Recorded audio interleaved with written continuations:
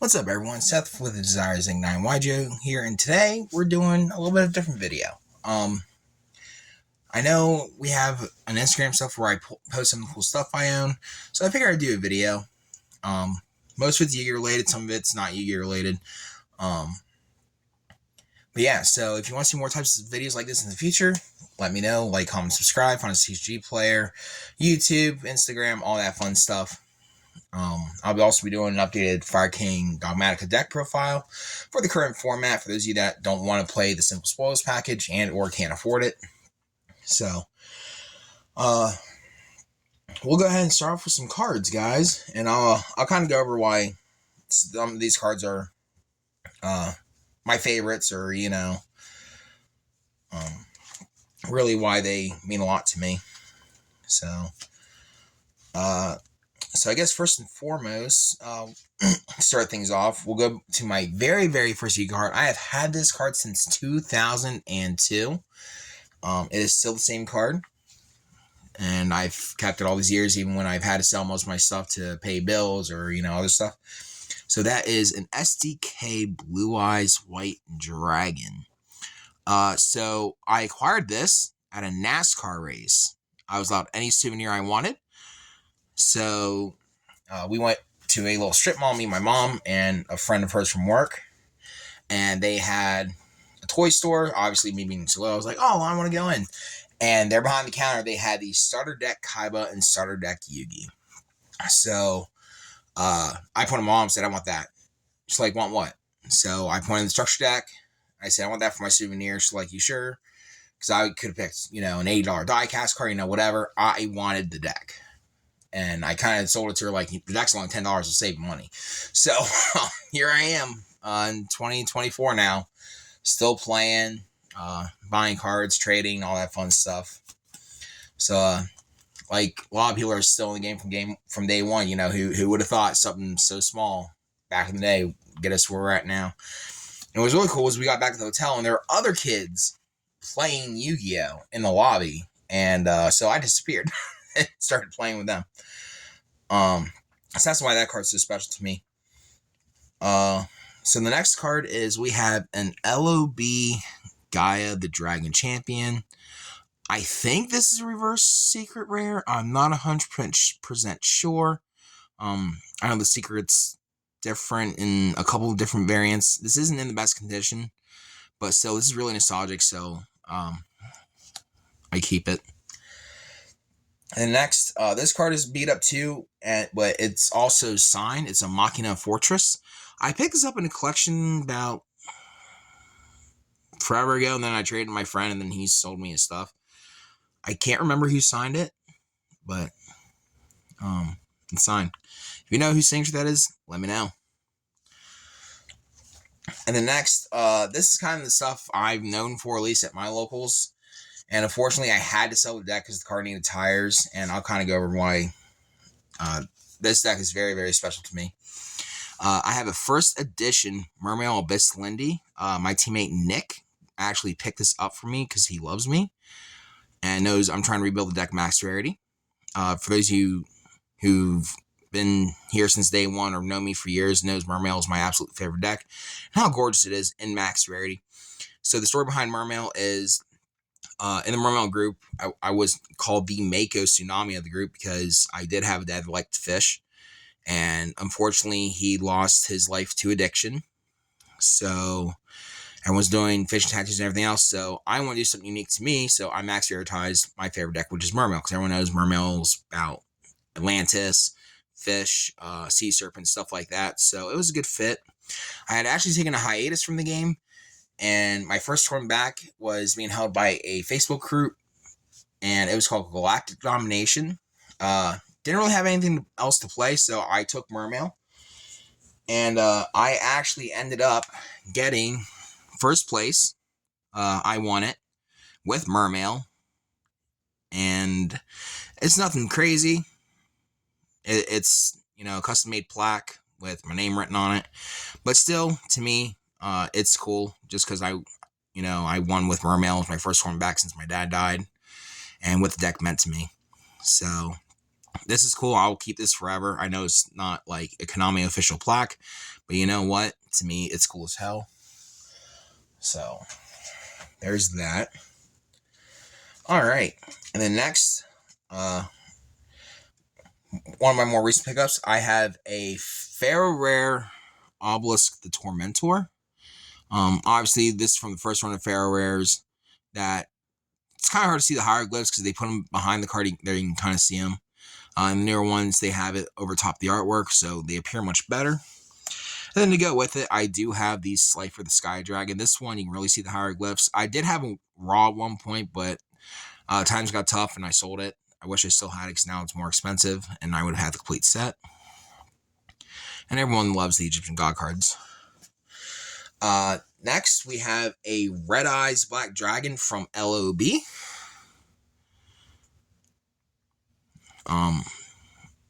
Who doesn't like Red Eyes? So, and the next, for those of you that don't know, I actually do have a favorite card, and it is this card right here. It is Serpent Knight Dragon. This is from Magic Ruler. It's got MRL on it. This has been my favorite card for years. I know it's not mint condition, but to me, I don't care. Like, I have always loved the artwork of Serpent Knight Dragon. I've always thought it was such a cool looking card. Even though it was so bad to have in your deck, I still played it back in the day at my Yu-Gi-Oh club in school and the couple locals I was going to when I was little, because we did used to have a card shop here in town, and then they closed for whatever reason, like not even 2 months later.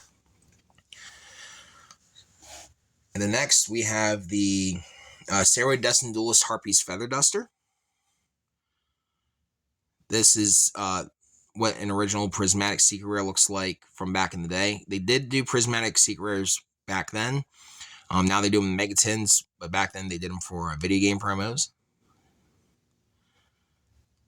So, then next, now some of these cards I did pull out of decks. So we have an Ultimate Rare Destiny Hero Dasher from Power of the Duelist, I think. Is Power of the Duelist? Yeah, Power of the Duelist. And then next, like I said, some of these came out of decks. These are newer, but they're not really too recent. These are OTS 6 Ultimate Rare Invocations. Everyone knows I love the Invoke Shaddoll Dogmatica deck. So, working on blinging that out. And then to go with that, obviously we have 3 QCR Ecclesias. I almost kind of consider this a higher rare than Starlight, even though these are cheaper. And the reason behind that is because there you can see the 25th anniversary logo. But with these only being made for so long, the core Century Rares, I think eventually these will go up in value and could potentially, at some point, be very, very expensive, because eventually the collector's market's going to go, oh, these aren't made anymore, and they'll start eating them up. So that's why I grabbed these. And then to go with those, obviously we have Nadir Servant Quarter Century Rares. For those you've been following the channel or playing against me locals, you already know these are from my Fire King deck. And then the continuation for this deck, we have the Quarter Century Rare Shaddoll Schism and the Quarter Century Rare Dogmatica Punishment.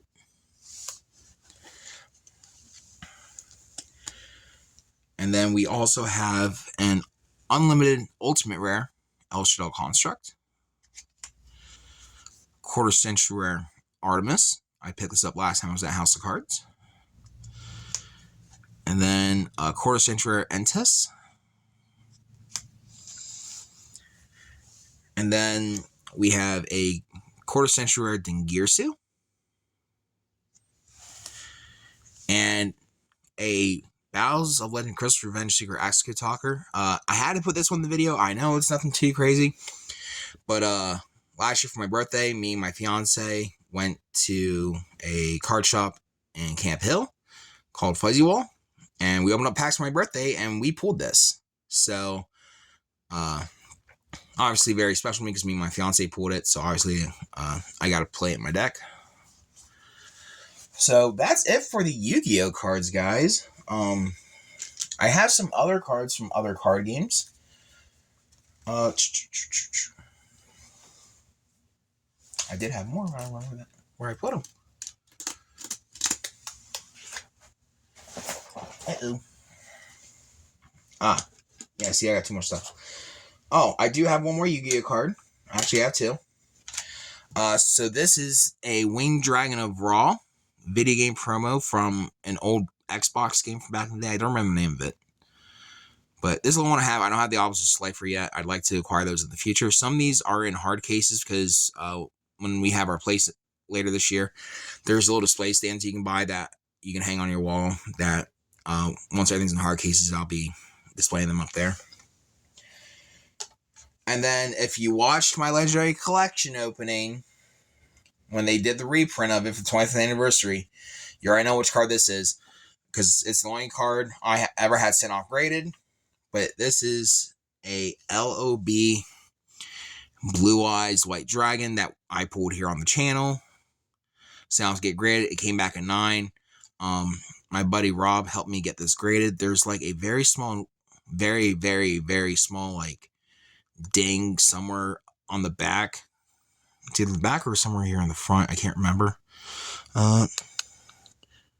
Yeah, it's like right there below the E. I don't know if you guys can see on the video. But really, that's the only reason I got a 9.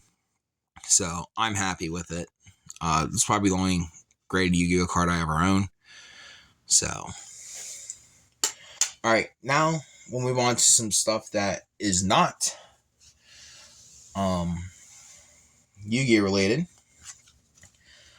because I have played other card games, and most of these are from structure decks. But I mean, it's fine because like I don't play them anymore, and everyone who knows me knows what I like. So we have some Dragon Ball Super cards coming up. We have Gogeta, Godspeed Demolisher, Ferocious Strike, Super Saiyan Son Goku, Long Odds Super Saiyan 4 Son Goku. So my friend Rick actually got me into Dragon Ball Super trading card game for a while, and he gave me a deck, and this was the first foil card I owned of Dragon Ball Super, so obviously very, very special to me. Wolf Fang Fist. This was the first foil card I pulled out of a pack for Dragon Ball Super. Super Saiyan Son Goku, Pride of the Saiyans. I remember where I was at when this episode happened and he turned Super Saiyan. I was at my friend Stephen Bussey's house. Steven, you see this? Shouts to you, dude. Glad you're doing well. I know we keep in touch on Facebook. So yeah, there's that. Ultra Instinct. Goku's Kamehameha. Very, very cool. I still need to get the Vegeta set, so that is on my to-get list.